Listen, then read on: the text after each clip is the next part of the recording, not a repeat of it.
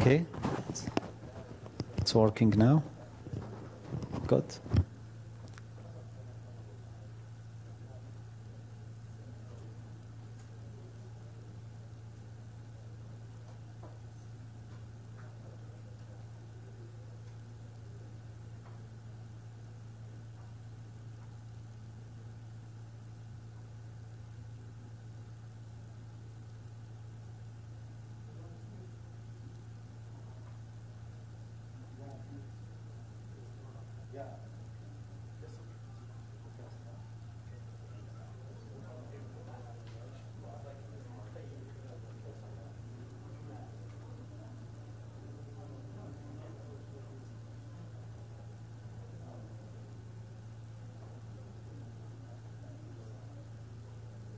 هيك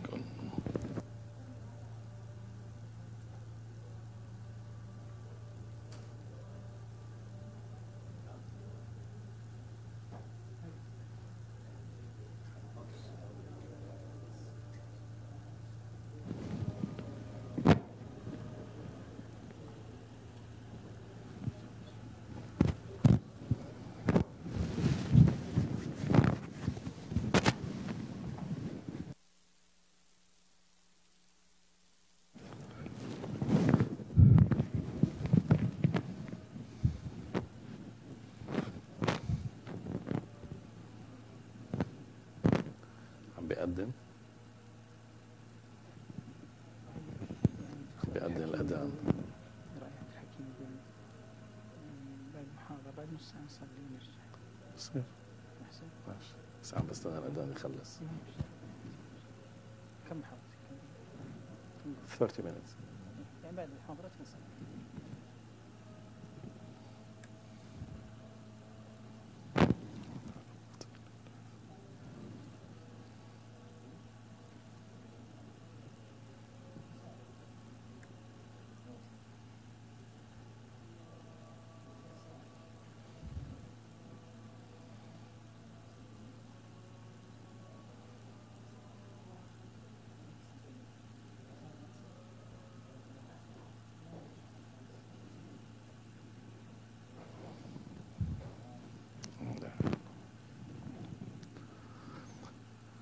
Assalamu alaikum wa rahmatullahi wa barakatuh.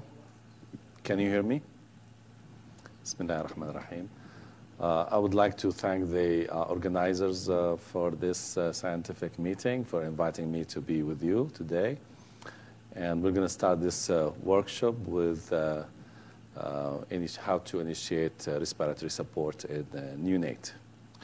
And if you feel confused when you at that point, it's very normal, because nowadays we have so many ventilators, we have so many different moods, we have different babies, different baby pathophysiology and disease, and it can be confusing sometimes.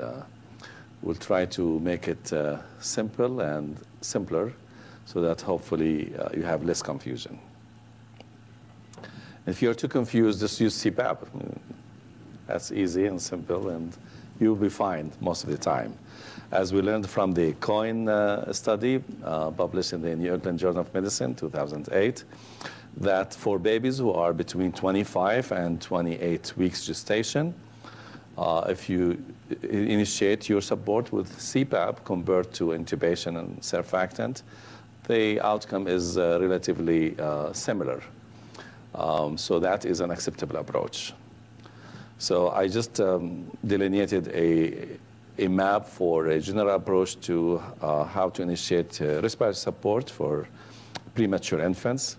So again, if the baby is more than or equal 25 weeks, you can start with CPAP.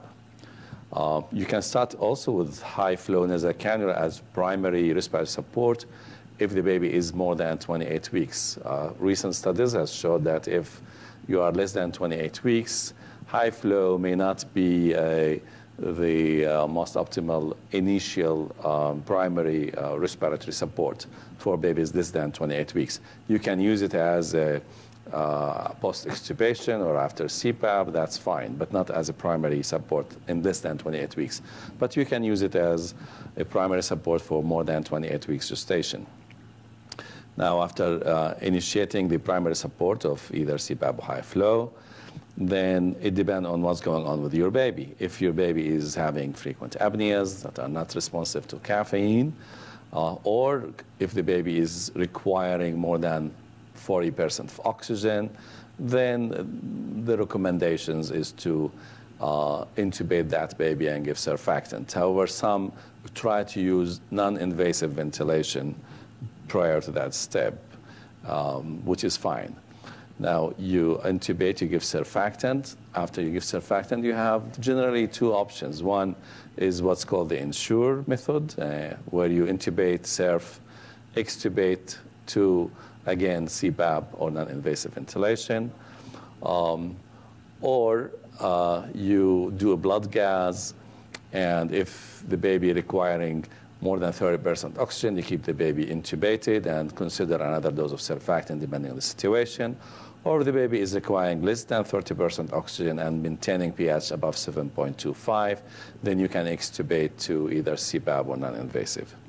An intermediary support, which I like actually, instead of Ensure, I intubate, surf, and wait for 5, 10, 15 minutes and see what support I can use to sustain adequate oxygenation using just the saturation, the chest expansion, and if you have tidal volume measurements, you can monitor that and see if you are using low pressure, low FiO2, then I extubate without doing a blood gas. That really takes away doing workup. It's clinical application, sometimes even in delivery room, we just intubate, surf, and then over the next 5 to 15 minutes, we wean as per oxygen saturation, how the baby is responsive, extubate.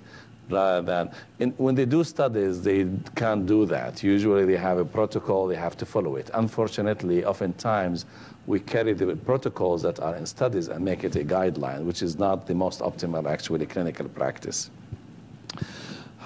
If the baby is on CPAP and they are requiring less than 40% oxygen, they can continue to be on CPAP, and you can obtain blood gas, evaluate again, and see if the requirement is still below 40% oxygen and pH is maintained above 7.2, then you can continue on CPAP as needed. So generally, that's a relatively good guideline for approaching babies. Whether you use CPAP or non-invasive post-pressure ventilation from the get-go, the meta-analysis showed that the failure using non-invasive was significantly lower than using NCPAP, so they required less intubation if you use non-invasive support. There was no significant difference between BiPAP and synchronized non-invasive post-pressure ventilation. The non-invasive ventilation tends to reduce apnea through different mechanisms and also decrease work of breathing. The synchronized non-invasive ventilation compared to CPAP also shown that there is a better success with the Ensure, about 6% required intubation with the SNIPBV versus 35% those who were only on CPAP. There are different ways to set up non-invasive post-pressure ventilation depending on what you are using, different rates, different PIP, I time, and PEEP, and so on. Now, generally, people use some intubation criteria. If you cannot maintain a pH less than above 7.25, or the PCO2 remains above 60, the frequent episodes of apnea or apneas that requiring bag and mask ventilation, and frequent desaturations per hour that are not responding to increasing ventilator support. Now, to really minimize the confusion and the fiddling with ventilators when you decide to intubate and ventilate, There is no way to decrease that except by better understanding of the basic principles of mechanical ventilation, the basic pathophysiology of the respiratory disorder that you are treating, and the lung injury sequence concept, and have some protective ventilation strategies in hand. If you master those things with the understanding of the mood that you are using in your hospital and knowing your ventilator, that would be probably the best thing to go. So sometimes you don't have even to know about all ventilators, but you have to know about the ventilator that you are using in your hospital, and you have to really be knowledgeable about the moods that you are using in your system.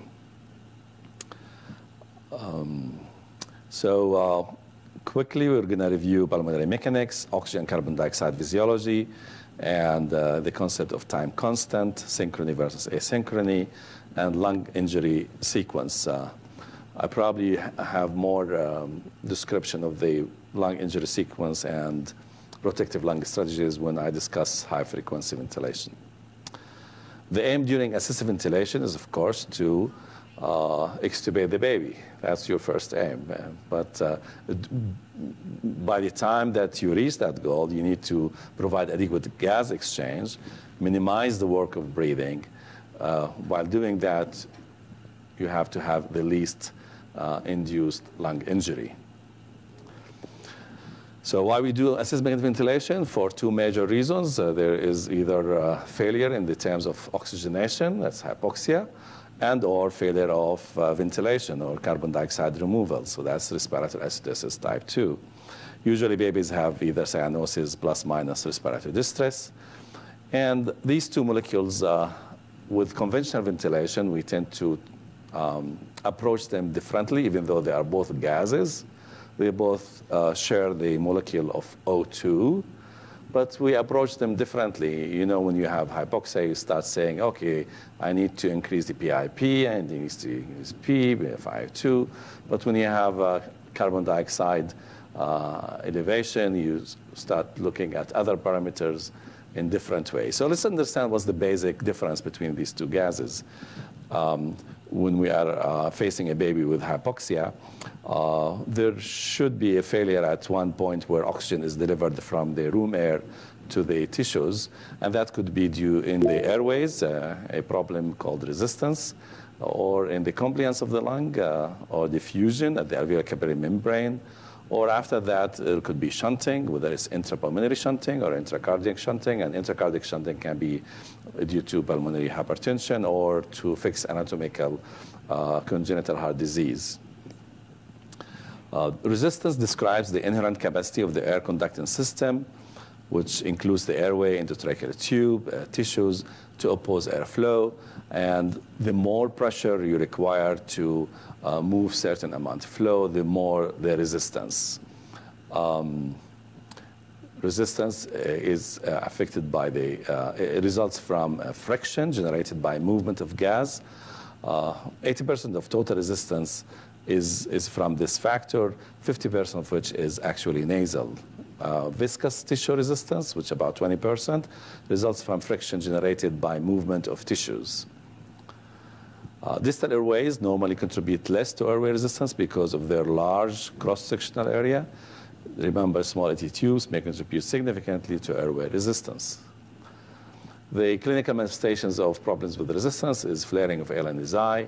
Infants try to open their nose, as we mentioned, that's contributing a major component of resistance, or with the stridor and wheezing, depending on where is the resistance. Usually that's more in infants.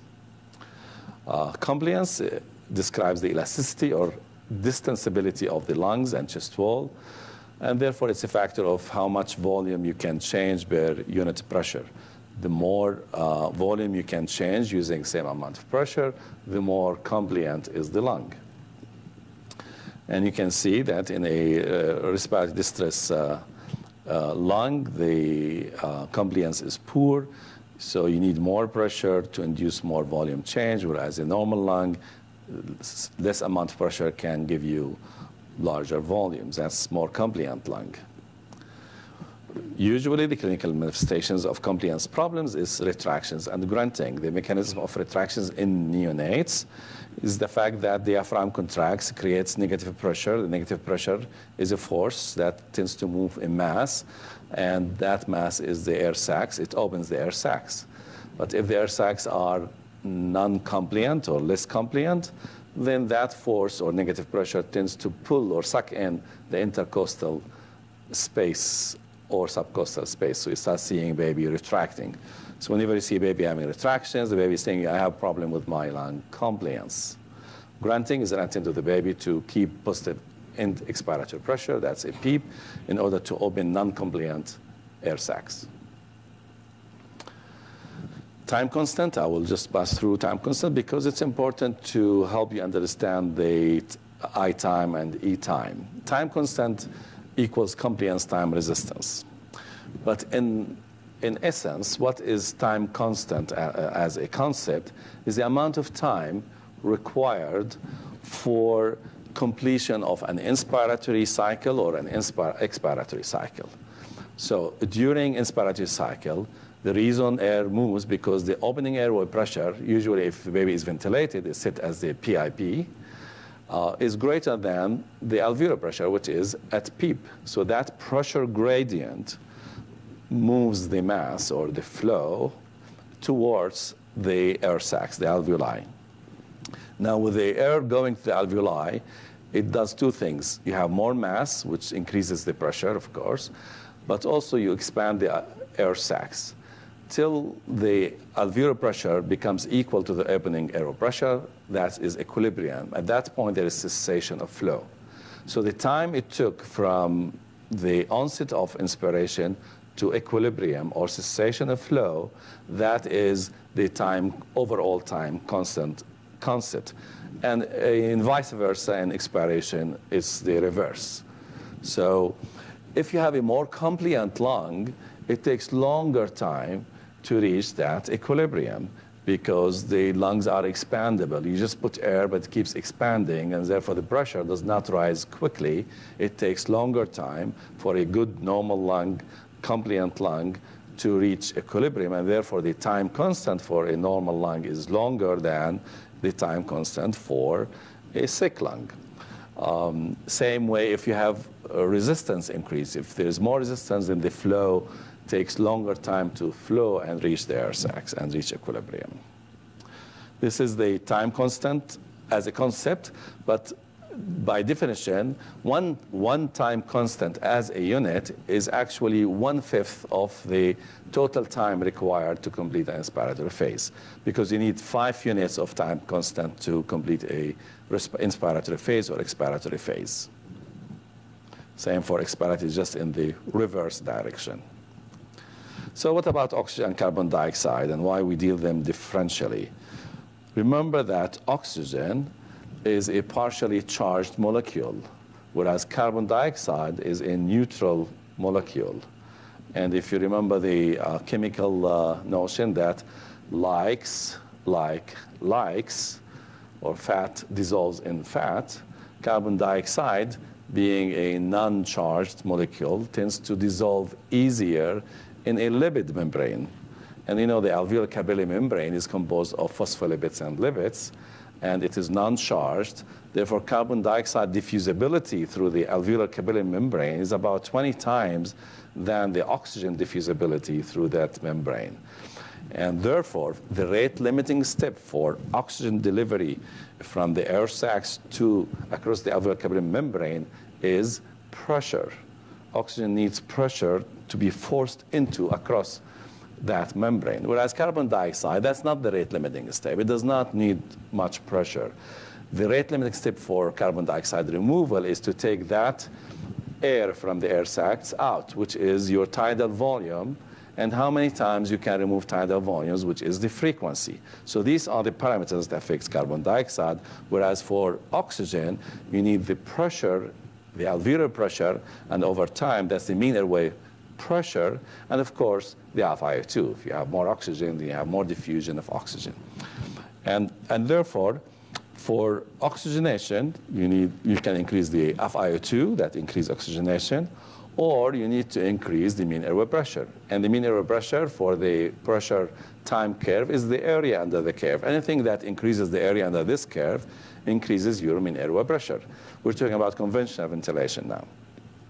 So you can increase the flow rate, or increase the PIP, or increase the I time, or increase the PEEP. All of these can increase the mean airway pressure to a different degrees, of course. Now, on a high-frequency ventilation, it's even easier because on conventional ventilation, you don't have a knob says mean airway pressure increase or decrease. But on a high-frequency ventilation, you have a knob that's mean airway pressure increase or decrease, and that's why oxygenation is independent knobs in the high frequency than carbon dioxide. It's just because it's a direct knob for what really affects oxygenation. Now, for carbon dioxide, as I mentioned, it is just the removal of carbon dioxide from the air sacs. So you need the volume, that's the tidal volume, and how many times you can do it a minute, that's the respiratory rate, or what we call minute ventilation. So what determines the tidal volume is the pressure gradient. So that's why in conventional ventilation, we're talking about now pressure conventional ventilation, you don't have a knob for volume, you have knobs for pressure that indirectly affect the tidal volume. So you increase the PIP or decrease the PEEP to increase the pressure gradient. So what affects therefore tidal volume is pressure gradient plus the respiratory rate, of course, how many times you can do it. So in high frequency ventilation, again, it's easier because you have a knob called power or delta P. That is pressure gradient. So you increase the pressure gradient directly without affecting PIP or PEEP here. So it is, again, an independent knob from oxygenation. Synchronization. Briefly, in mechanical ventilation, it's like marriage. You have two brains, two heads, and two in charge. And if you want to allow both of them to be in charge at the same frequency, then you will have divorce, because that's the only way to solve the problem. You have to solve the problem by having better communication between these two married couples. And when we marry the baby to the machine, we have the machine inspiratory phase, machine expiratory phase, and the baby inspiratory phase, and the baby expiratory phase. So if the baby is inhaling and the machine is in expiratory phase, that doesn't match, and vice versa. So that goes asynchrony. So we'd like to match the cycles between the machine and the baby through having sensors that the baby can communicate to the machine can respond to the baby, and that's synchronization. If you have synchronization, that makes life easier, whether it's in ventilated babies or in married couples. Synchronization has been shown to improve patient comfort, lower mean airway pressure requirement, reduced need for sedatives, fewer periods of low oxygen saturation, and less variability in breath-to-breath exhale tidal volume. A shorter duration of ventilation, in the meta-analysis by Cochrane showed that synchronized ventilation results in shorter duration ventilation in the triggered ventilation, but doesn't affect death or BBD rate. This is the meta-analysis. And now the question is that you want to intubate the baby, you want to use a ventilator, you want to use synchronized ventilation. What mode of ventilation you're going to use? And I'm going to cut it to the current practices with the current evidence. We nowadays prefer to start ventilating babies using volume guarantee ventilation. If available, of course. If not available, there are alternatives, but that's probably nowadays the best mode to start ventilating babies. And the meta-analysis from the Cochrane, published recently, showed that volume guarantee ventilation, although does not have a significant difference in the death combined with BBD, but it does reduce the incidence of bronchopulmonary dysplasia at 36 weeks by about 25%, and it reduces by about 50% grade 3 to 4 IVH, PVL, severe IVH, pneumothorax, and hypocapnia. And also it decreases the days of mechanical ventilation if you use volume target ventilation compared to pressure. what mode as well when we use volume guarantee ventilation? Many experts now recommend using assist control volume guarantee ventilation. In assist control, the baby triggers the machine. They decide about how many breaths they want to breathe. They get support for every breath that they breathe, except that you decide about their eye time for each breath. You will have a backup rate on the assist control just in case they go apneic. Or you can use pressure support ventilation or SIMV volume guarantee ventilation. But the first choice is probably assist control or pressure support ventilation. Pressure support difference from AC is that the baby decides not only about the rate, but also about the initiation, ending, and the eye time for the supported breath. Alternatives to that, you can use SIMV plus pressure support or BRVC pressure support or high-frequency oscillatory ventilation with an open lung strategy. As you know, the more supportive ventilation, like in CMV, the less the degree of patient liberty and freedom. The baby does not trigger any of the breath in CMV or IMV, but in SIMV there is some triggering, but the baby is still restricted. With assist control, it's better freedom, and with pressure support, it gives more freedom because the baby decides more about the rate and inspiratory time, as well as in CPAP. How to use volume guarantee, and I think maybe there is or there isn't a presentation today on volume guarantee. Start upon initiation of ventilation. Set the tidal volume at 4 to 5 ml per kilogram during the acute phase of RDS. However, you may need larger tidal volume in tiny infants, tiny infants meaning 400 grams to maybe 600 grams babies. They need higher tidal volume. Infants with meconium aspiration syndrome, they need probably the 5 to 6. And older infants with a chronic lung disease, like 1 month-old infant or so, they may need also 6 ml per kilogram. It works better, as I said, with assist control or pressure support ventilation than SIMV. Set PIP limit, 25% above the PIP currently needed to deliver target volume. I probably will show you on the ventilator. You should have a report of both the PIP limit and the working pressure. Allow self-weaning of PIP. Avoid, your PIP will be self-weaning because you set the tidal volume.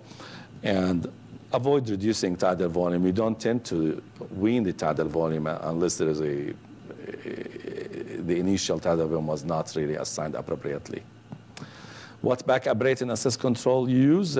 Studies demonstrate that the lower backup rate, the better percent of triggered ventilation, which makes sense because the lower the backup rate, then the baby have more time to initiate a breath. And in this study, they use 30, but I use even 20. And of course, you will have more even trigger ventilation. If you are concerned about apnea on the baby, maybe you can use 30. But if I'm not too much concerned, I actually use 20 rather than 30. That gives better freedom of the baby to trigger more breath.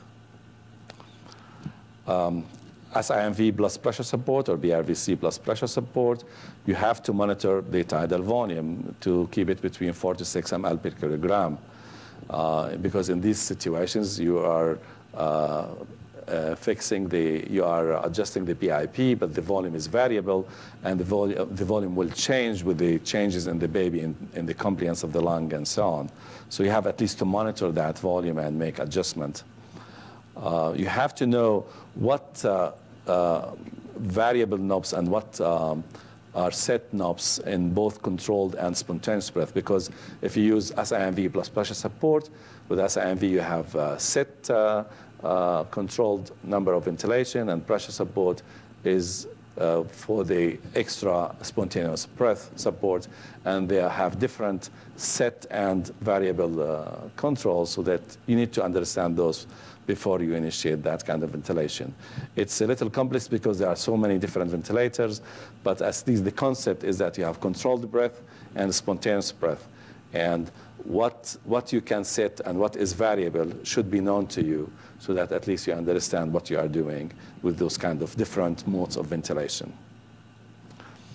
So you intubated, used a certain mode of ventilation, and set the knobs. What's next?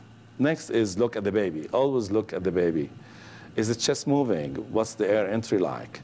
Is the baby struggling on the ventilator? Is the baby very tachypnic, or is the baby apneic? Is the baby retracting or ranting? So with more work of breathing, the baby is telling you, I'm sorry, you're not really supporting me sufficiently. And look at the ventilator. Is it cycling? Are you giving the baby the ventilator settings you thought you were? What type of volume is the baby getting? Is there significant leak? That's why we have all these monitors nowadays. Is it set up properly and appropriate inspiratory time and with appropriate pressure? I'll show you how to look at time constant and appropriate I time, expiratory time. Are you using open lung or you're not using open lung? All these questions are important when you are ventilating a baby. So we can get use of some loops and waves.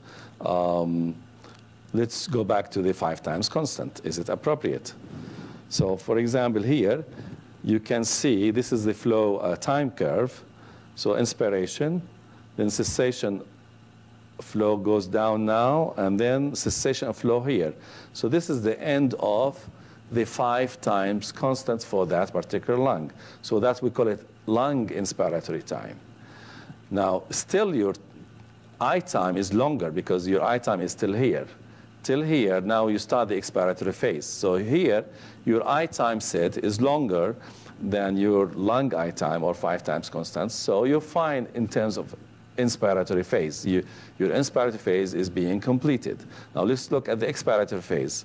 Now again, flow, then cessation here. So that's your expiratory 5 times constant for that particular lung. But your expiratory time set as even longer. So you're fine in this set for I time and expiratory time. You don't have to make changes probably. Now here, there is a problem with the inspiratory time. You can see that is your lung I time constant till here, but your I time is set shorter, so there is cutoff of the inspiratory time. So if you look at this flow wave, you can say, okay, my I time is too short. It's shorter than the 5 times constant, which means that you are not really delivering the volume that you intend to deliver with whatever setting that you are using, and you probably need to increase your I time.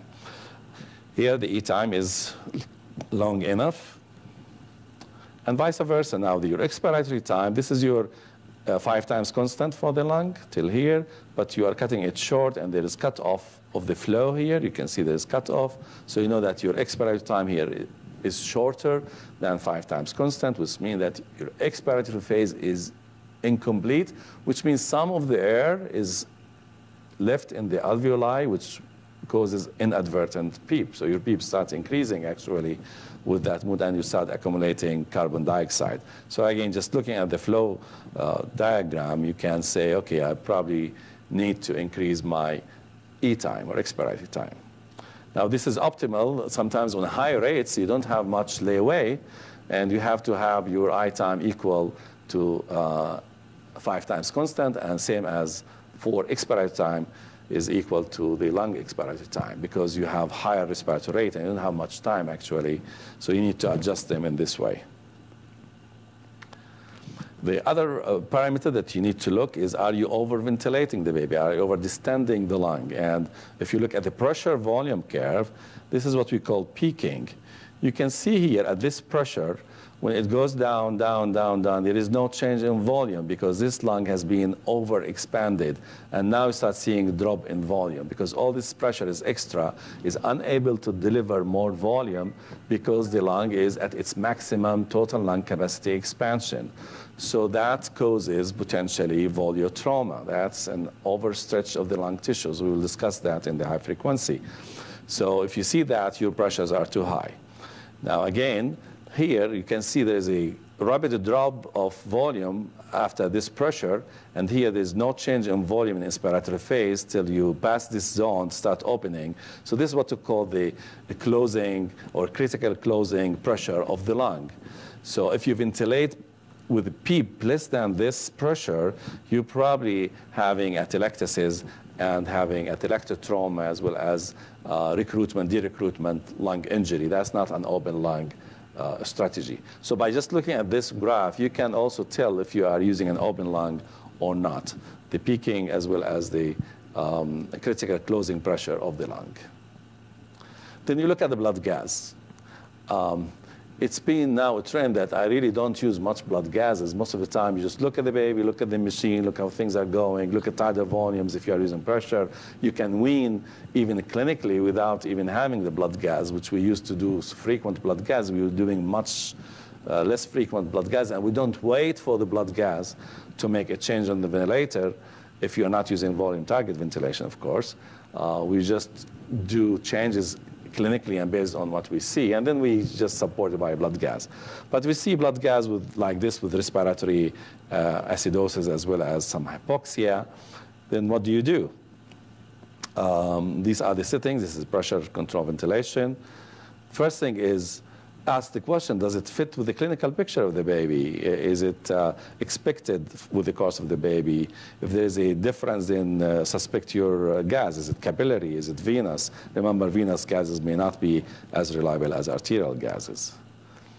Knob to adjust during ventilation. My favorite knob is extubation, as I started this presentation, to an IV or CPAP or high flow. But in order to get to that knob, one needs to master playing the other knobs. Thank you.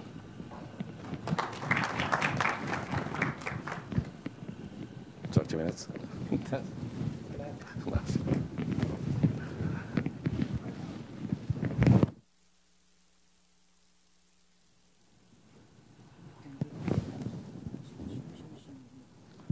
Baby lung. Yeah.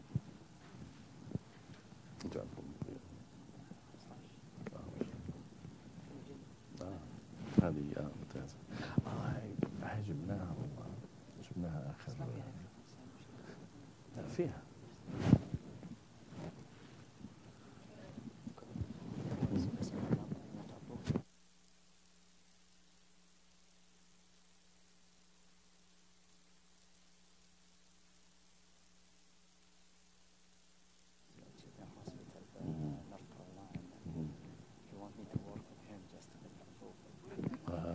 Yeah. Just to get explanation the start between. Right, yeah.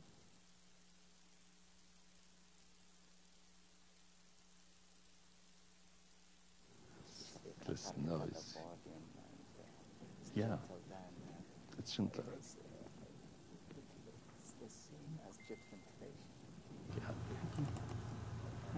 لا اللي فوق صعودين الناطرج اللي فوق ايون 1 4 ديت ايون هتجيب ايوه سيب ونزل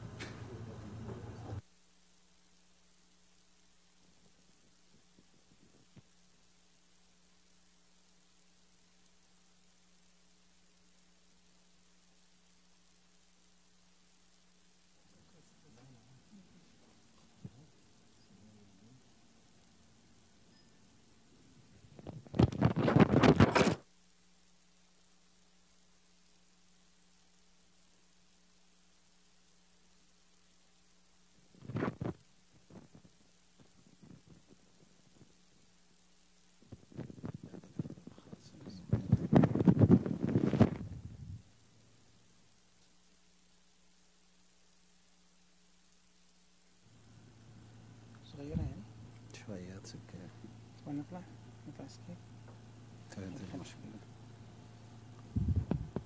من فوق كده صح؟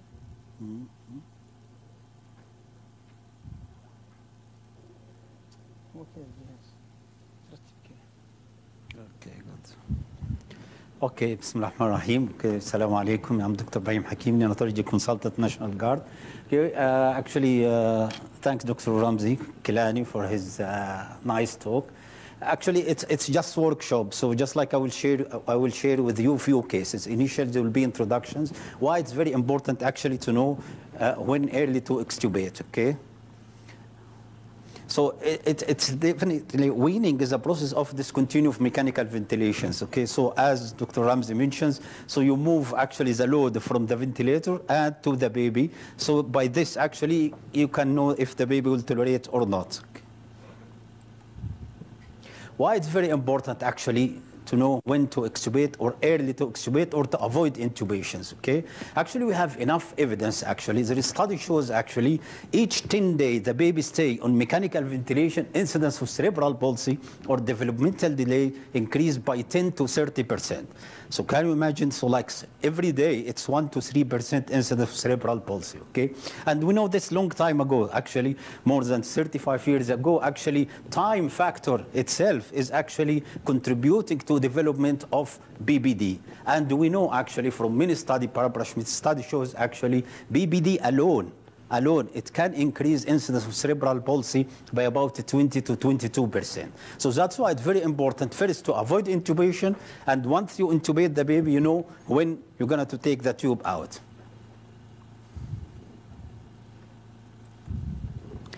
And actually, the study shows, actually, even in baboon animal study, okay, they compare extubation after 5 days and 1 day, and found, actually, there is actually colonizations and there is damage, okay, to the lung if he stay longer on mechanical ventilations. So first case, okay, I can share it with you at this is workshop, okay. This is baby actually who's 26 weeks, actually, unfortunately, the mom, she didn't receive steroid. And this baby at 20 hours old, this is actually his sitting. He's doing well, so the team shift him to be CV, and they put him back up rate 20, volume 4 ml per kilo, okay, I time 0.5, okay, and FiO2 was 25%. This is actually his gas, okay. So what we'll do here,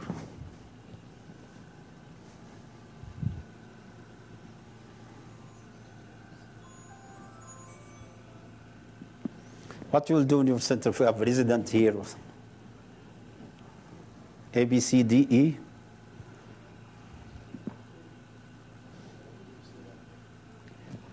Yeah, as Dr. Yes?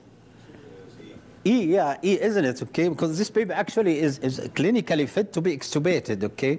Yeah, just like you don't need to give him again time. If you have very good gas, take the opportunity and extubate the baby. But for a preterm baby with body weight is about 600, 800 grams, you're going to extubate him to room air or extubate him to CPAP. He should be loaded with aminophylline or not, okay? So this is a question. We'll go to evidence and we'll see, actually. Long time ago, actually, it's about like since 2003, we know that methylxanthine, which is included caffeine, okay, or actually thiophylline or aminophylline, it's known to increase respiratory drive, improve actually diaphragmatic contractility, increase the fatigability of the diaphragm, and at the same time actually improve the lung compliance, okay.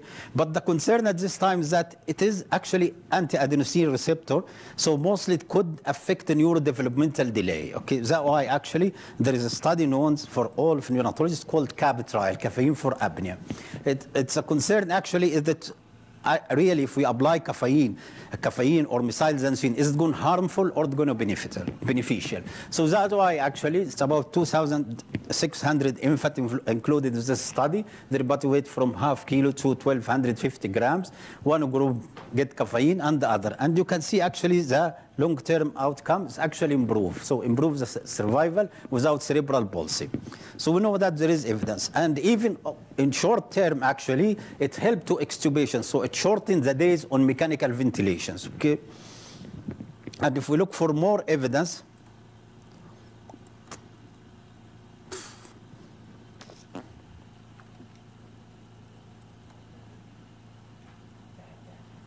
it's okay.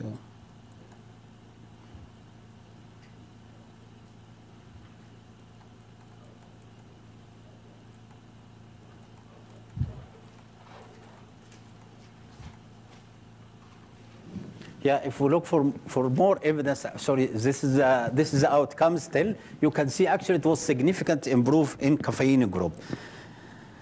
And found actually methylxanthine or caffeine actually, it's improve actually the days on mechanical ventilation, shorten the days on mechanical ventilations actually, and actually 50% of the baby, they are extubated earlier than other. And number need to treat is very important when you apply, when you're using any medicine. So you need actually to treat 4 baby, so you can extubate baby early and improve the neurodevelopmental outcome. Okay, why it's very important to apply caffeine? Actually, because more than 60% of the baby who fail extubation, mainly due to apnea actually. So it's about 60%. So that's why actually we are using and implementing caffeine. And in our hospital actually, any baby less than 1,250 grams, less than 28 weeks, our policy to load him with caffeine actually in first 6 hours. Do you know, as Dr. Ramzi mentions, actually, it's all the study. It's actually about 25% in this study. In supported trial, it's about 50% of this preterm baby less than 1 kilo, they didn't require intubation at all. So that's why actually, even if you intubate, just like try to make it short and take the tube out. Okay, so what about evidence about CPAP? Okay, so we said we'll extubate the baby to CPAP in the same times. We're sure that he's loaded with caffeine. Okay, we know long times ago, since early 70, that actually CPAP decrease apnea of prematurity, less respiratory acidosis, improve the lung recruitment, and decrease the need for re-intubation. And here is actually recently, in JAMA, there is articles collecting what type of CPAP. You extubate him to what? Nasal intermittent positive pressure or just straight CPAP? And you can see actually the study support actually the NIBBV. So you can extubate the baby and put him on nasal intermittent positive pressure. Some actually, they call it CPAP with rate. So you just put CPAP and put backup rate like 30, 40. Okay, we increase the I time a little bit, like we make the I time 0.4. We increase the PIB to 26. And the study shows actually this is actually more better than just CPAP alone. Okay. This is for respiratory failure and for re-intubation. Okay. As Dr. Ramzi mentioned, actually high flow nasal cannula as a post extubation mode is equivalent or do the same job as CPAP. Okay, it's if you go actually to the literature, there is actually one study aborted when they tried the high flow nasal cannula as initial mode. So as initial mode of respiratory support in preterm, high flow nasal cannula is not actually effective, it's not supportive, but as extubation mode is actually very effective and equivalent to CPAP, either in respiratory failure or in re-intubation, okay? So this is second case, okay? This preterm, 27-weeker actually, okay, and 2 days, he was loaded with caffeine, and this is a blood gas for him, okay? And this is a ventilator setting.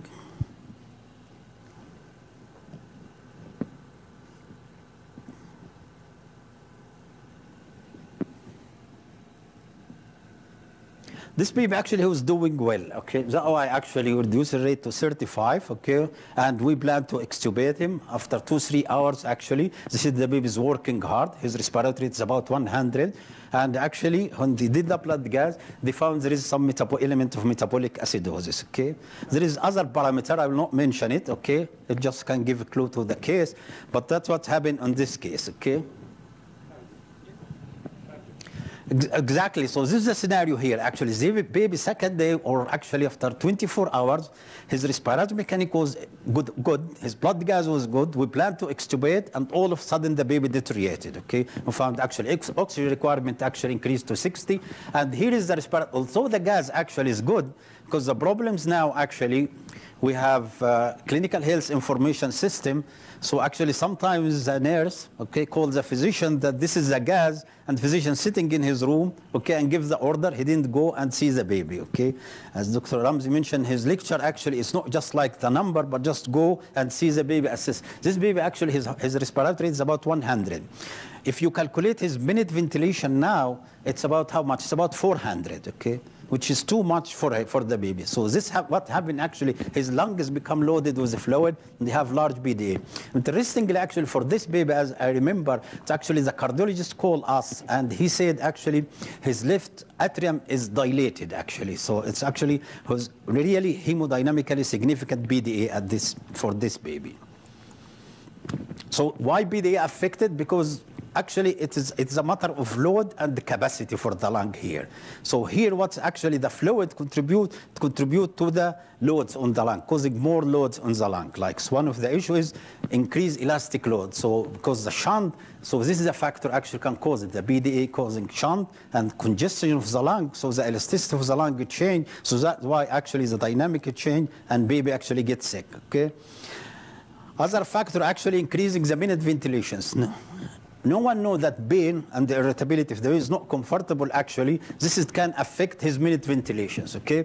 And That's why actually once you extubate the baby to CPAP, be careful and take care of pain, okay? This is very important for us. And we have a lot actually of non-pharmacological pain killers.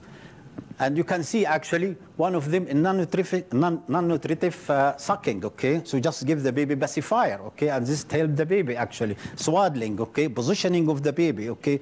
This is all actually non-pharmacological and it helps the baby actually to improve. And as you can see, we have evidence actually to support breastfeeding, actually one of the factors. Once you extubate the baby, this will help to avoid re-intubation.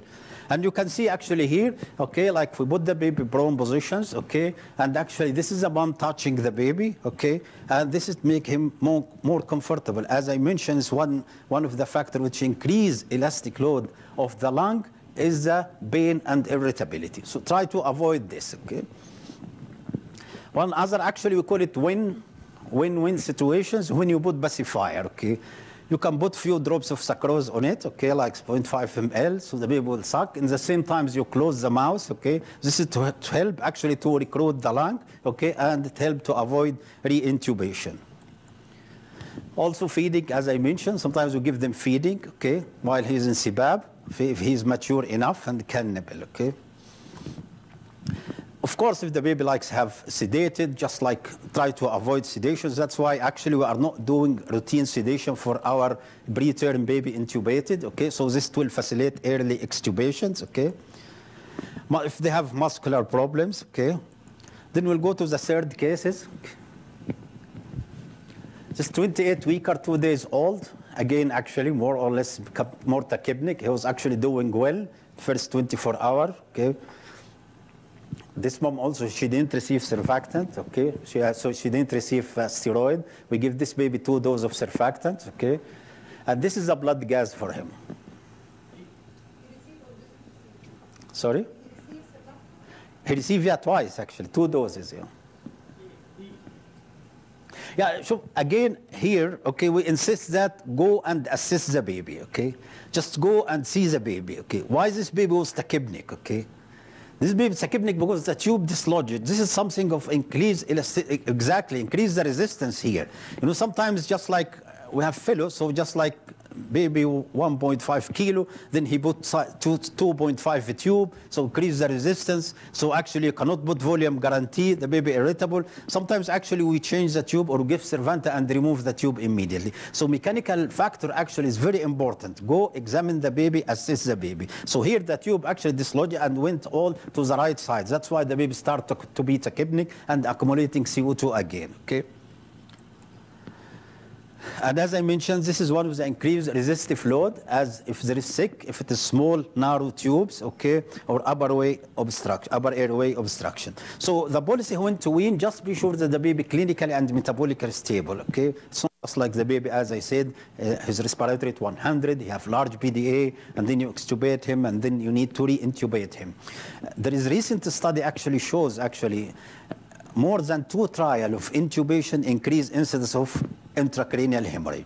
So if you look for the neuroprotective bundle today presented, okay, by Dr. Khatib, you can understand actually why just like to avoid intubation, okay? Twice trial of intubation in a preterm baby, it can increase incidence of intraventricular hemorrhage, okay? That's why actually for baby less than 1 kilo in our policy, we give it to the most senior or most expert one to do intubation.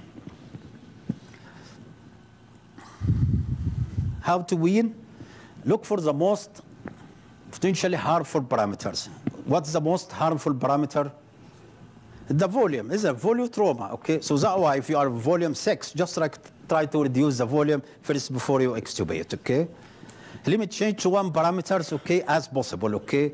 As I mentioned, in supported trial, they did actually another analysis, and they found actually contributing factor to IVH is the fluctuation of CO2. Like CO2 go to 70 and then to go to 40. And then, so that's why be careful when you just like rapidly change the ventilatory setting, okay? for blood gas if possible, okay? Just like, but not like a baby in assist control, his rate like 30, and you shift him to PSV to see if he have apnea or not, okay? This you don't need to do blood gas, actually. Once you extubate the baby, you don't need to do blood gas, okay? But if you see clinical change, then actually you can do blood gas. This is our case number 4, okay? This is 23 weeks or 3 weeks old. Actually, he passed very difficult course in our hospital, okay? And this is his blood gas.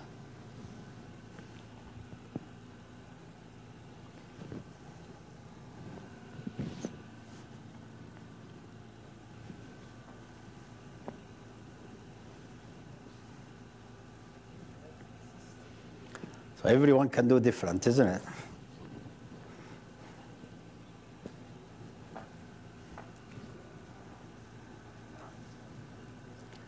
This baby actually have multiple cysts change, and actually he have a tube actually on the right side and removed, and then actually have tube on the other side, okay? See, both the chest tubes. Yeah, it will not help too much actually. You know, what we did actually, like just like this baby to stay longer time. He was in sedation, so we stopped the sedations.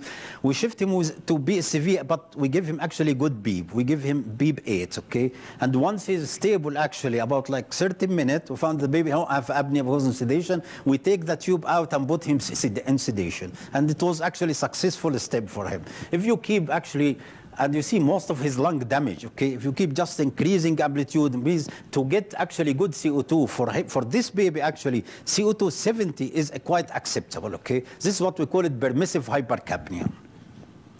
So what's the evidence in permissive hypercapnia? Actually, there is actually few study, but I choose this study actually. If you look for the baby, actually, here actually they're comparing carbon dioxide 35 to 45 with carbon dioxide 45 to 55.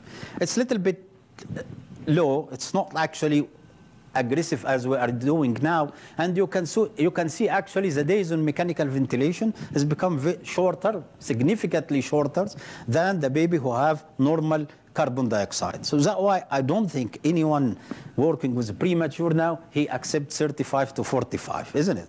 Most of us accept higher. But what's the limit? What's the limit of CO2 we are using? Everyone here is different than the other, isn't it? Okay, because really we don't have strong evidence to tell us is this 70 safe or 65 safe or 75 safe. But can you actually refer to a study? Okay, it's published in Lancet. It's very important study actually. What they did actually, they decided to do 2 groups. Okay, one group, okay, moderate, permissive. Okay, and they have actually different grade of carbon dioxide level. And the other one is aggressive hypercapnia. So if you look for first actually 4 days, in the group they say they comparing, they need the target CO2 to be between 40 and 50, while in the other group actually they need it actually from 55 to 65. This is first 4 days. And then after 4 days actually they will go higher, okay? In the control group, actually, they go from 55 to 55 to 65, and then actually from 60 to 70, and after that, they go even up to 75, okay, and the other group up to 60. So here, the other group again, they go actually higher, is more than 70. Okay, so what's the result? You can see actually it didn't help actually. More or less, there is no difference in the days stay on mechanical ventilation. So actually, pause. If you look, actually, there is no single difference. If you go, actually, the red one is the high target, okay, and the blue one is the moderate, okay, moderate permissive hypercapnia, and there is no difference, okay. So they conclude actually that targeting higher CO2 did not decrease the rate of BBD or death in ventilated baby, okay? The rate of mortality, IVH, and rate of prematurity did not differ between groups, okay? The result suggests that higher CO2 target than in a slightly hypercapnic control group do not confer increased benefits such as lung protection. The problem actually is this study, it's aborted. The ethical committee asks them to stop the study because there is no benefit of recruiting actually, and even there is harm in the group with higher CO2. One of the harm actually they found neck. This actually study supported again by the support study. In the support study, actually, there is article published in 2016. They take the group with higher CO2, and they found actually this group with group of baby who have high fluctuations in carbon dioxide, they have higher incidence of IVH and developmental delay. Okay, so that's why just be careful about the target of acceptable carbon dioxide. It's actually variable. Like if you can see at the case we presented, that this lung is multicystic, this baby actually have infection of multicystic. So that's why you push the limit at 3 weeks to 70 is quite acceptable instead of keep the baby intubated longer. So it's little bit variable. Okay. How to wean, I'll not go to this, okay?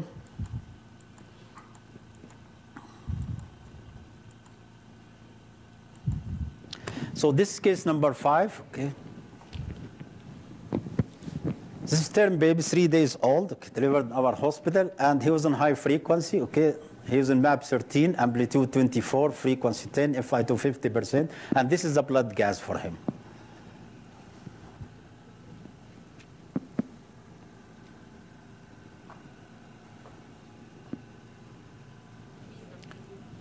Huh? Yeah, so the question's always actually when we do the round, we don't ask for normal gas anymore, okay? Usually when we do the round in the morning or in the night, we say, is this gas acceptable or not for this baby, okay? So this gas could be acceptable, isn't it, for preterm, 26 weekers, okay, at 1 week or 2 weeks of age, but it's not accepted for this case. This baby have congenital diaphragmatic hernia, have pulmonary hypertension, so that's why actually this is towards the scenario of pulmonary hypertension. So here the target, that's why in the round we ask anyone working in NICU every day is actually our charge nurses ask, what's the acceptable pH, what's the acceptable PCO2, and what's the acceptable saturation. And as you see, actually, we change it, okay? First 4 or 5 days, we have different parameters than after 5 days. So here, actually, this gas is not acceptable. This gas will worsen the pulmonary hypertension towards the scenario. So that's why you should help to watch the CO2 a little bit so you can improve the pH. Here, the target is we need pH to be 7.30 at least to 7.45. So this is another case, okay? This is preterm, okay, 30-week gestation at 3 hours of age, and he was in CPAP 7, okay, FI2 60%, and this is a gas for him.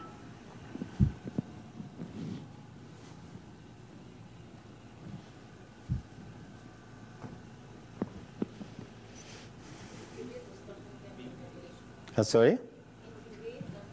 Yeah.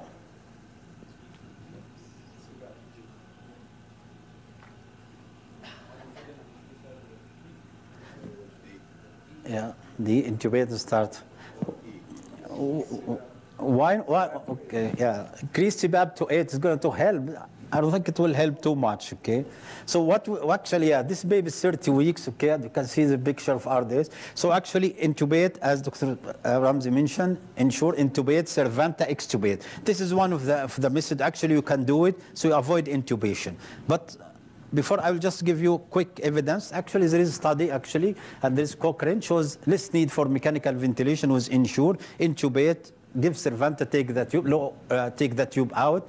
There's lower incidence of VBD and fewer air leaks. But actually now, we move more than intubation because just to put the tube in and give the Cervanta and do bagging for 3-4 times cause damage to lung, okay? So that's why I will not go in details. That's why we have missed or minimal invasive surfactant. And you can see there is a lot of evidence and methods about just like to put catheter, give surfactant while the baby on CPAP and take it out, okay? And I think last Saudi Neonatology Fellowship conference, we actually presented how to do the minimal invasive surfactant. It's another case, okay? This is preterm baby, 26 weeker, 30 days old, was in caffeine. He failed extubation actually, I think 3 times before. Okay, so this is his setting, okay?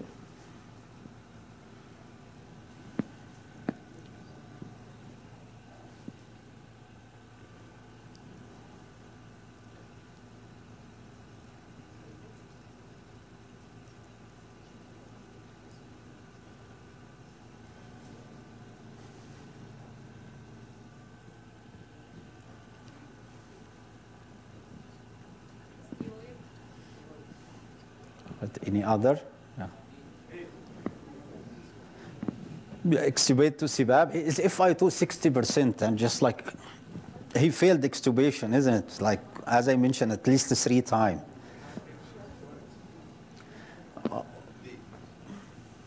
D shift to high frequency, okay. Oh, first, is this gas acceptable or not for him? 3 weeks old, preterm baby. It's acceptable, yeah. Like actually in our round, if you come to our unit, we accept this one, okay? We accept sometimes actually 719, okay? And SCO2 in 17, baby 3 weeks old, okay? And his preterm, rough course, intubated, extubated, intubated, extubated, okay? So what about steroid? Yeah, this is actually here. Actually, this is sometimes push us to go to steroid. Okay, if the baby fail, you don't like to extubate, intubate, extubate, intubate. But steroid actually it's not easy, isn't it? There is no free lunch. Okay, so that's why, if we go to actually meta-analysis, actually shows actually that infant at high risk of BBD dexamethasone could facilitate extubation and reduce extubation failure. And this is actually little bit old study. Okay, and actually it shows actually number need to treat 12. Okay, there is recent study actually in pediatric and shows actually the unit with higher incidence of BBD, they benefit of steroid. The unit with lower incidence of BBD, they are not benefiting of steroid. Okay, so that's why steroid use here actually is very important. Sometimes actually one of our, like, if we have actually 8 consultant National Guard. Sometimes actually 2 discuss together. I would like to start steroids. So what do you think? Okay, it's not easy. Okay, decision because it affects the neurodevelopmental outcomes. We know that first 8 days or first week we try to avoid mainly dexamethasone. Okay, this is in Cochrane review done by Henry Halliday before. That's why we avoid to use it. Okay. And in view of severe side effect, dexamethasone not recommended for routine prophylactic use. Okay, currently used as rescue therapy for preterm who repeatedly fail extubation. Okay, that's why sometimes we use what's called DART protocol. Okay, till now we use it. Also, the study is not completed, but we give a small dose, less than 1 milligrams. Okay, over the course of the day. This is a DART. Sorry, this is.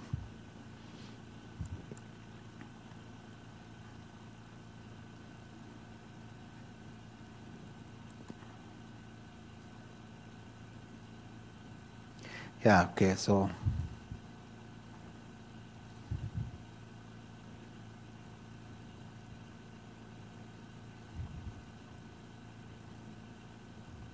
So I will give you actually this article which is published actually about like 8 years ago. This hospital actually, their baby stays longer time. If you look the first before the intervention, their baby actually stay about 20 days on mechanical ventilations, okay? They did some interventions, okay? And after 1 year, actually they reduced it about 4 days. After 2 years of the intervention, actually their rate actually is decreased even about 2.9 actually days on mechanical ventilations, okay? And actually their group of baby is small actually. Like actually their baby is about 27 weeks and they have like before the intervention they have 93. After the after the intervention they have 109 infant. So what do you think the intervention makes their outcome better and they reduce actually the days on mechanical ventilation from 20 days average to about 3 or 4 days? What interventions they did? They used steroid? No, they didn't use steroids. It's actually more simple than this.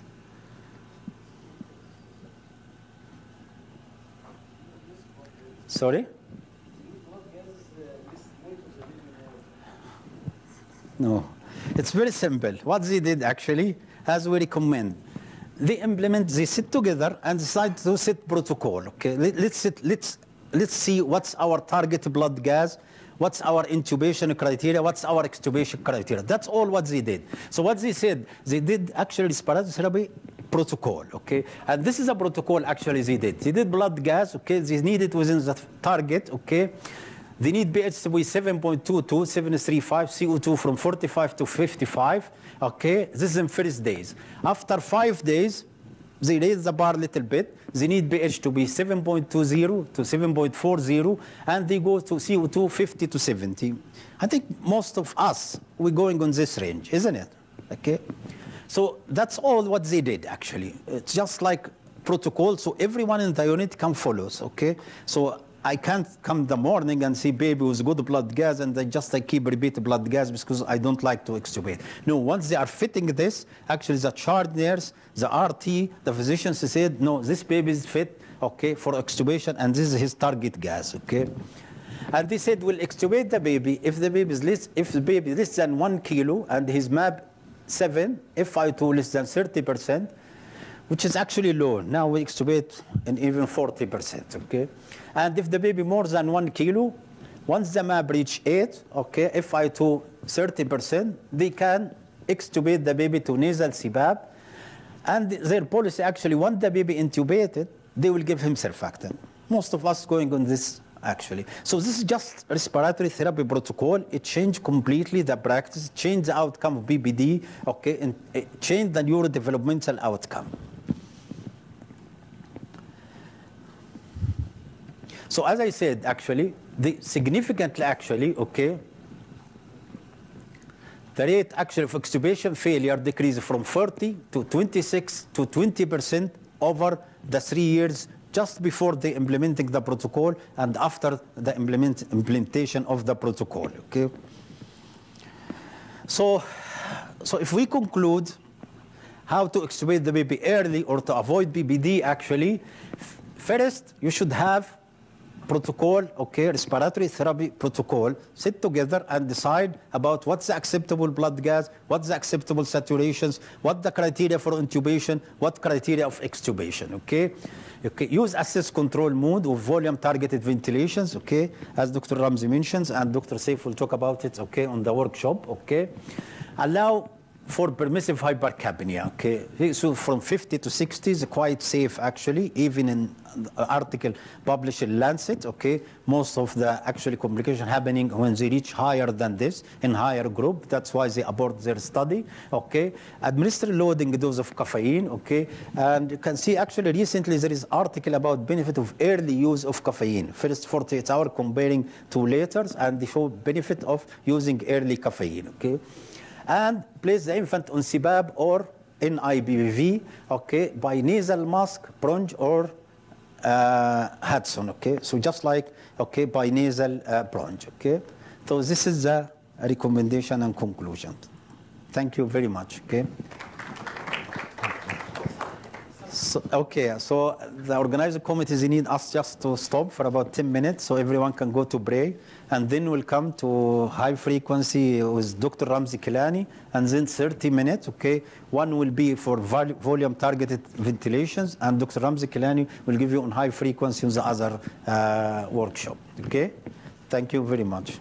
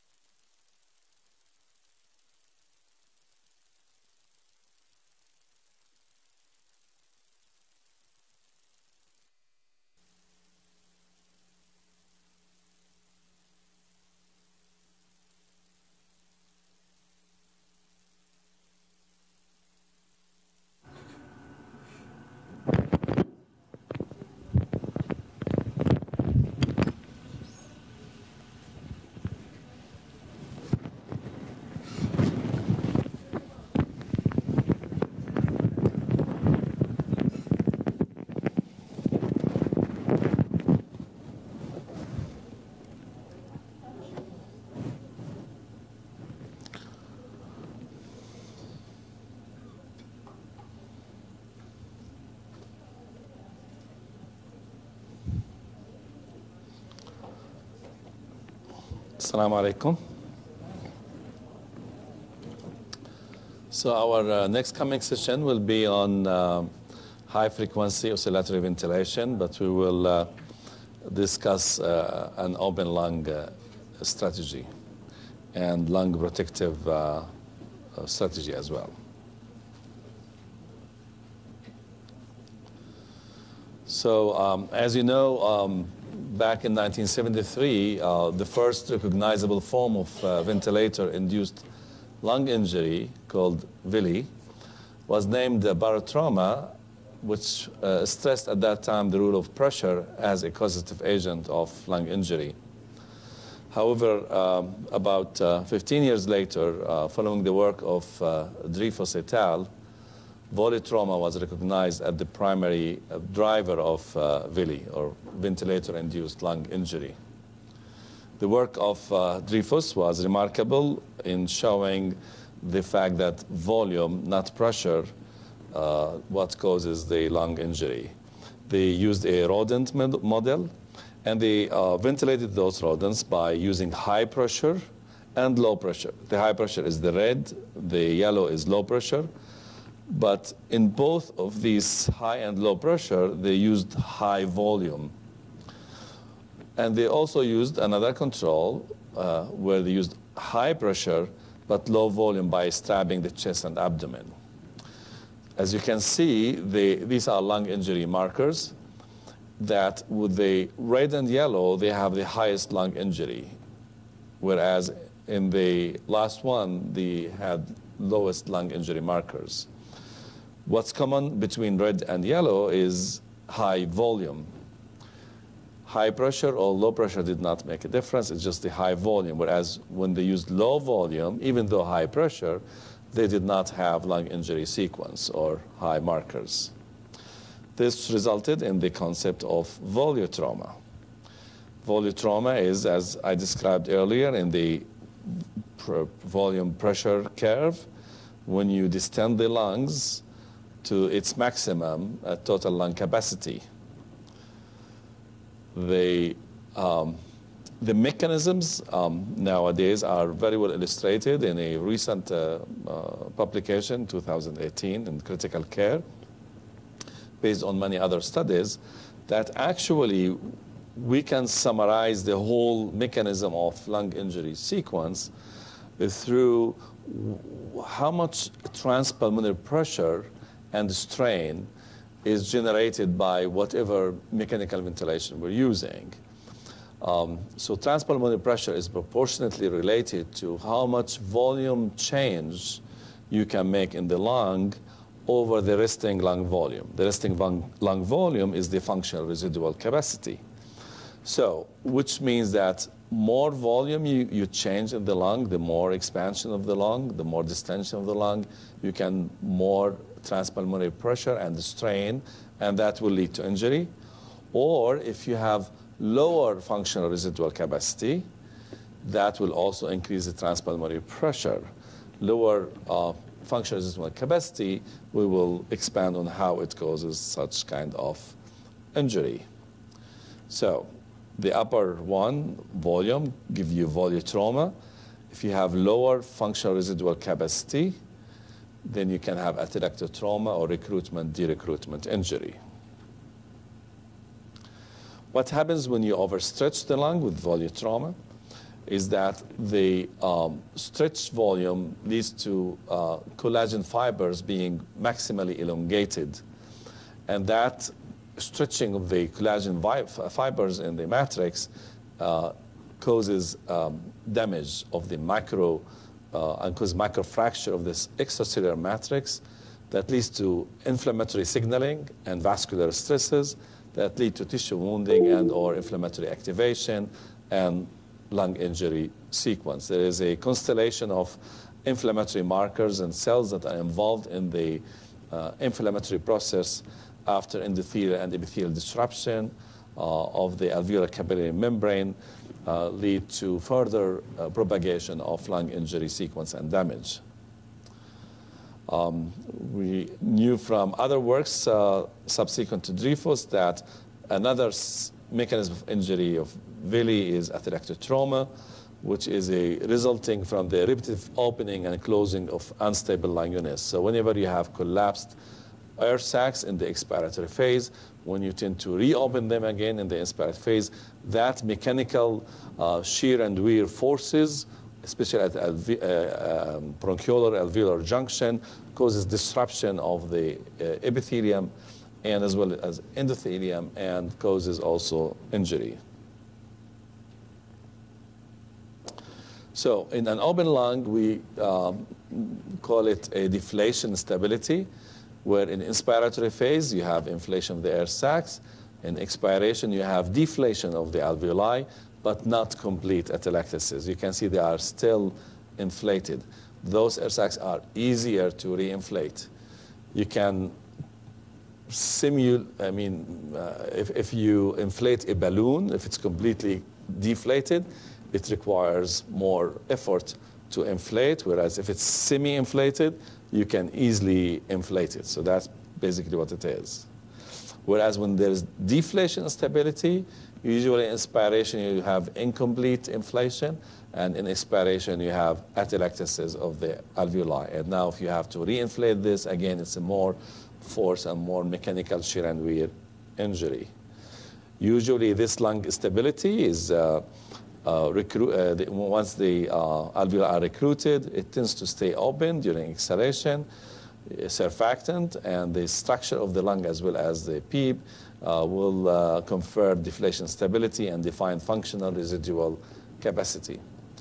When the FRC is optimized, end expiratory pressure can be decreased without a great loss of lung volume, as long as the pressure is not decreased below the critical closing pressure of the lung. So that's how you maintain an open lung, which is this one. So whether you're using conventional ventilation or high-frequency ventilation, this is the optimal way of ventilating baby's lung, is to have an open lung. So again, the areas of potential injury is overdistension, and that's voluotrauma, or atelectasis, atelectotrauma, recruitment, derecruitment injury when you are not using adequate FRC. So in this model, this is ventilated and stable because in expiration still you have semi-open air sacs. This is ventilated but unstable because it tends to collapse in expiration. So then you have recruitment, derecruitment injury. And this is collapse. There's areas that are atelectatic, both in the inspiratory and expiratory phase, and that is atelectotrauma. So the notion of, therefore, using low tidal volume, which is protective, would require using higher PEEP. And when you use higher PEEP, you tend to avoid the atelectotrauma. And when you use optimal tidal volumes, you avoid voluotrauma. But while using small tidal volume, you require to use much higher PEEP so that you maintain ventilation.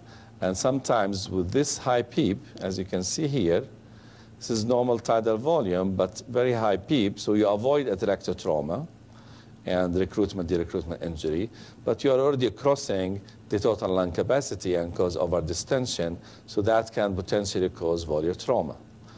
Here, you're having high tidal volumes causing voluotrauma, but also you're using low PEEP, so you're not an open lung, so there is associated atelectasis, atelectotrauma, recruitment, derecruitment injury. Here, you're using normal tidal volume, but low PEEP, so again, you have atelectotrauma. Here, you're using optimal tidal volume and optimal PEEP, so that you are in an open lung without injury. So the point here that you can have normal tidal volumes, but you can still have injury. So just having normal tidal volume is not secure alone without using an open lung strategy, because you can have injury here from either low PEEP, too low PEEP, and have atelectotrauma, recruitment, derecruitment injury, or too high PEEP and have injury from overdistension. Actually, this has been demonstrated in one of high-frequency ventilation, and they use very high PEEP to maintain super open lung, if you want to call it, but they have higher mortality in the high frequency than the control. So this is our aim in conventional ventilation. In high frequency ventilation, we tend to have higher PEEP, but in that case, we use much smaller tidal volume, so we are still in the safe zone here. So that's our aim in high frequency ventilation. We use a high mean airway pressure above PEEP, normal PEEP, and therefore we avoid this injury zone of atelectatic trauma and recruitment, derecruitment injury. But because we use small, tiny tidal volumes, we hope not to exceed the total lung capacity and have volume trauma. If we achieve that, then the benefits are homogeneous gas distribution, because you have recruit more lung units, reduced regional atelectasis, maximized gas exchange area and pulmonary blood flow. There's better matching on ventilation perfusion now because, again, you reduce atelectatic areas, and reduction of interpulmonary shunting and reduced oxygen exposure because of, again, reduction of shunting, so you don't need higher oxygen, FiO2. The decrease of tidal volumes that are used in high frequency, which are usually less or equal than dead space, about 1 to 2 ml per kilogram. The enhanced gas exchange due to combined gas transport mechanisms. There are different mechanisms of gas transport in high frequency, no excessive volume swings, and reduced regional overinflation and stretching, and of course reduced value trauma if used appropriately again. What are the clinical results from using high flow oscillatory ventilation in the Cochrane review? This is about using high frequency compared to conventional mechanical ventilation in early stabilization of infants with respiratory distress. These are premature infants. The eligible studies were 19 studies. They had about 4,000 infants in their review.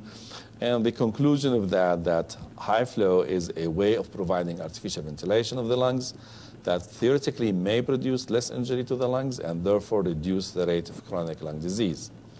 Although a small protective effect towards the lungs can be seen, this moderate benefit is highly variable between studies and should be weighed against possible harm.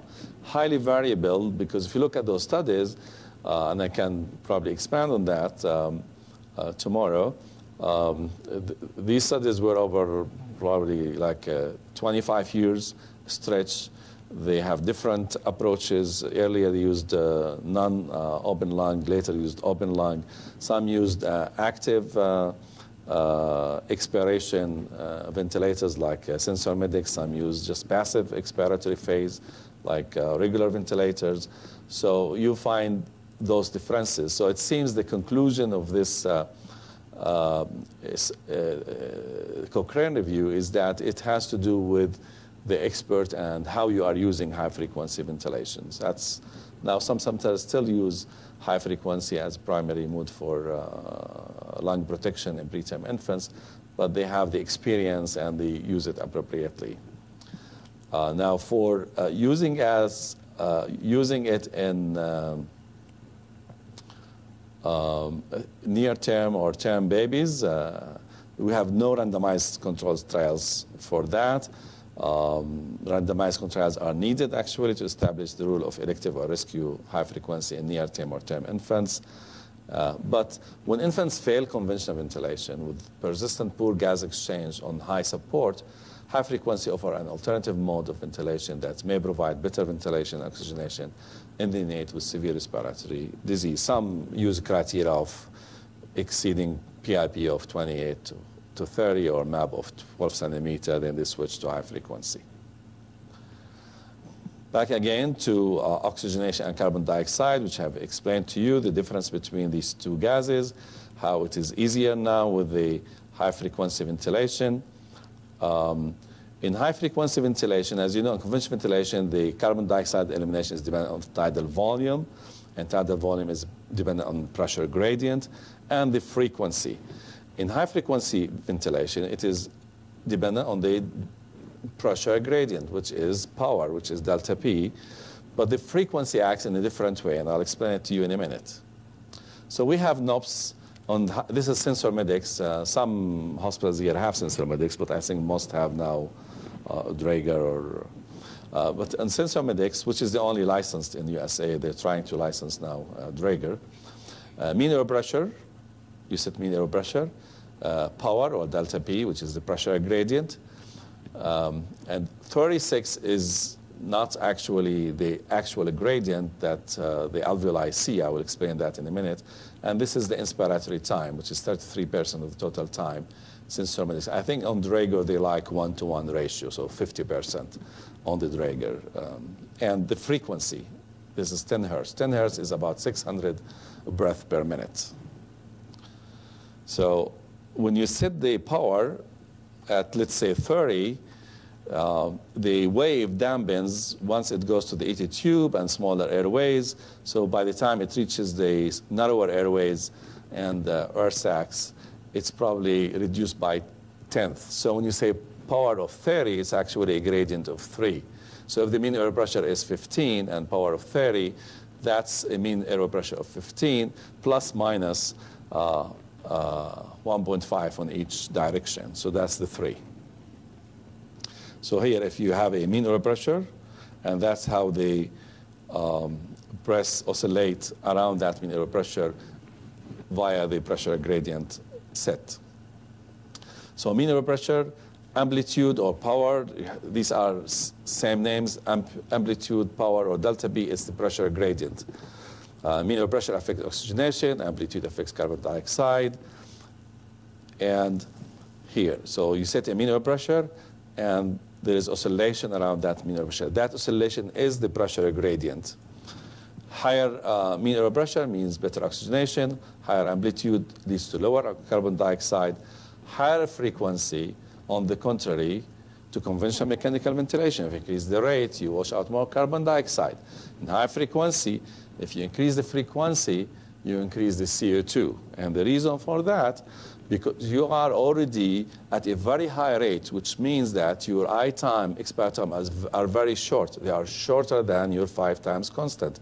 So whenever you decrease the frequency, you allow more time. And if you allow more time, you allow more tidal volume. And tidal volume will wash out more carbon dioxide. So lower frequency gives you better wash out of carbon dioxide in high frequency. So here again, this is normal tidal volume. You can increase that by increasing the delta P. So you increase the wave, you increase the tidal volume. But if you increase the time, you also increase the tidal volume. So to increase the time, meaning that you have decreased the frequency. So decreasing the frequency works in the reverse manner. Sometimes these things don't work as you wish. So sometimes you increase the mean air pressure and you see changes that you don't expect. Sometimes you see with increasing mean air pressure that the CO2 is going up, even though you have not touched the delta P or the power. That the CO2 is climbing up. You look at the patient, their oscillation is dampening, and that's because now you are ventilating the baby at the total lung capacity. So your pressures are too high, your volumes are too high. So your upper wave is dampened because it cannot stretch the lung more than that. The lung has already been stretched to its maximum. That's dangerous in the sense of volumetrauma, as we described, but also it will cause your carbon dioxide to increase. If you respond that to your blood gases reflexly without thinking about it, you're going to increase the delta P, which will make things only worse. So be careful about this. Usually with this, you can see associated hypoxia, oxygen desaturation, increased oxygen requirement. The reason for that, you have over-distended the lungs, you increase the interpulmonary pressure, you decrease the venous return, you increase the pulmonary vascular resistance, you have more shunting, so you have hypoxia. Also, you can see hypotension with that because of decreased venous return. You see hypotension, tachycardia. So when you see these things, the answer is to go down on your mean airway pressure.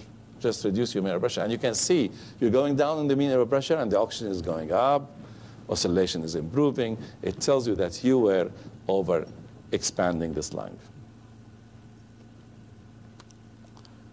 We mentioned that. These are the different mechanisms of gas flow in high frequency. So how you do the initial setting. So you set the map. If the baby has already been on conventional ventilation, use 2 to 3 centimeters above the map on conventional ventilation. If not, then start with whatever number, depending on the gestational age, a map of 10 or so. Then start to increase the mean air pressure by 1 to 2 centimeters steps until your oxygenation improves while you are on FiO2 of 40 to 60%. So you should see reduction of the FiO2 requirement while you are going up on the map. That tells you that you are opening the lung, that you are recruiting the lung. If you are still using oxygen above 60%, most likely you have not used an open lung strategy. Your map is still below the amount required to recruit adequate air sacs and open the lung. So that's how you know that you are opening the lung. And then set the frequency around 10 hertz. In more tiny babies, probably less than 750 grams, some people like to use higher hertz because using higher hertz, you use smaller tidal volumes that probably potentially less injurious. And then you adjust the amplitude to get adequate chest wall vibration. And you go up and down depending on what you see on the chest wall vibration. ITAM on Sensormedics is 33%. I learned that on Draeger it's 50%. Then you obtain a blood gas and a chest X-ray. The blood gas can tell you if your oxygenation is poor. You can increase the MAB or FiO2 depending on where your settings are. If you are over-oxygenating, try to decrease FiO2 till you are below 40%, but most now like to go to less than 30% before you start weaning the mean air pressure. If you are underventilated, increase the amplitude. Don't touch the frequency unless you have maximized your amplitude, then you can start decreasing the frequency. If you are overventilated, decrease the amplitude.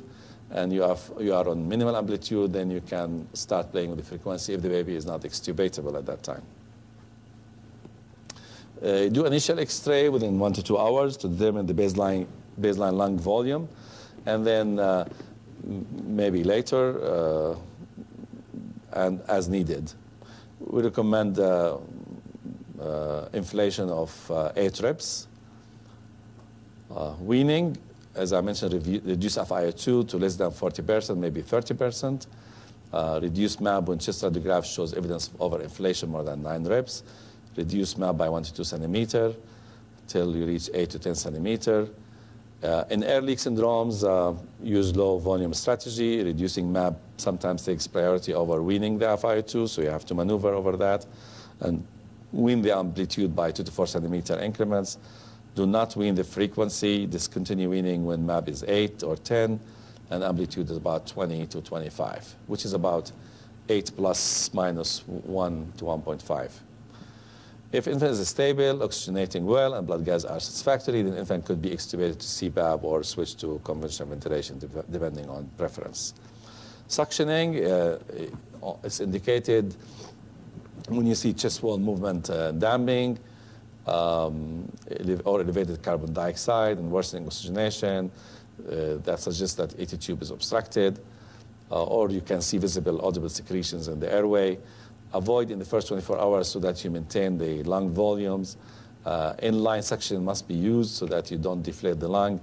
And press the stop button so that although there is no oscillation, but you maintain a CPAP or mean air pressure. Currently, there is an ongoing meta-analysis study to evaluate non-invasive high-frequency ventilation and address multiple questions, hopefully to have the results soon. And thank you for listening.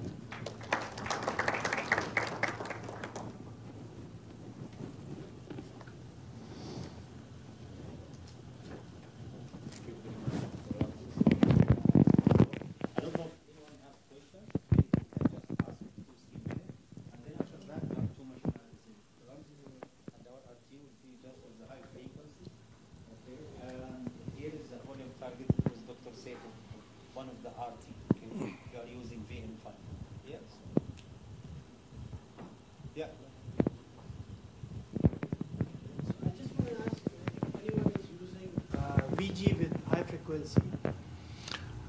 Yes. Yeah, we'll show you probably now on the Draeger. Sensormedics don't, it's just high frequency, but I think that's one of the advantages of Draeger, where you can use high frequency with volume guarantee. You just guarantee the volume that you want to deliver to the dead space, probably 1 to 2 ml per kilogram, and that allows a automatic wean of your delta P, so you don't need to actually play with the delta P or the power. So that's really an advantage. Yeah, as Dr. Ramzi mentioned, we'll show it to you on the. We'll show it to you on the. Our RT actually expert because we are using. If you allow me to just be careful, because as I mentioned that when you use high frequency, when you use the frequency, that means if you increase the frequency is different from conventional. When you increase the frequency, you decrease the CO2. This is without volume guarantee. Yeah. If you add volume guarantee, It's like you just use it as conventional. And you increase the frequency, you will wash more CO2. So you have to be careful. With using, to be honest, we use it for many babies. They're basic. We succeeded very well with using volume guarantee with high frequency. We didn't need too many weaning. We just, you see the CO2 static. Maybe we did not bring this. We have 2 days without gas. One day without volume guarantee. When we added the volume guarantee, the CO2 is the same compared to before the gas is up and down. I think it's a good mode to use. And the reason for that is obvious, because now, without the volume guarantee, if you play the frequency, you're going to affect the tidal volume. But with high frequency volume guarantee, yes, it's still the frequency will affect your tidal volume, but the system will compensate for that and give you the tidal volume that you have set. That's why you don't see it change, actually.